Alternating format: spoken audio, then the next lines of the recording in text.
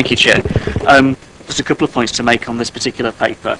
One of the issues looking at the three stages, and this has been every single different scheme we've ever cooked up in this council, going years ago, has been how do you get, and questions have already started to unpick this, an objective analysis that gives you what is actually happening in a street set against what you can then do about it.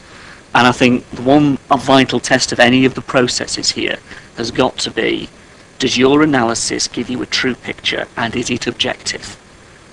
Because if you can achieve those two things, and I think parts 1 and 2 perhaps get you along that road, the issue then I had was with little 3, and this was the main point I wanted to make to committee, the cost effectiveness of the solution.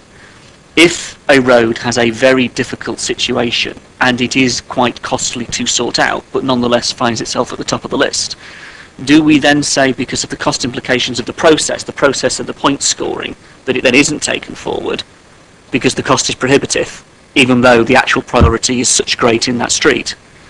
So the balance between 1 and 2 and then 3 becomes really important in if 3 knocks a particular road out of the top 10, the top 20, or however many we can actually physically deal with the resource available, simply on cost, because it is just too expensive. But nonetheless, it might be one of the most important roads in the town or the borough that needs dealing with because of the issues that you've identified in the street.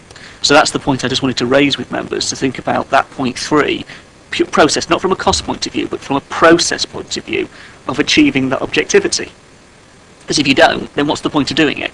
Because you're going to have every councillor under the sun coming and saying, well, my case is this and my case is that, and why is mine more costly and not costly, and so on. It has to be fair to everybody in the way that it's conducted. And that was my point I wanted to make, Chair. Thank you for that. Thank you.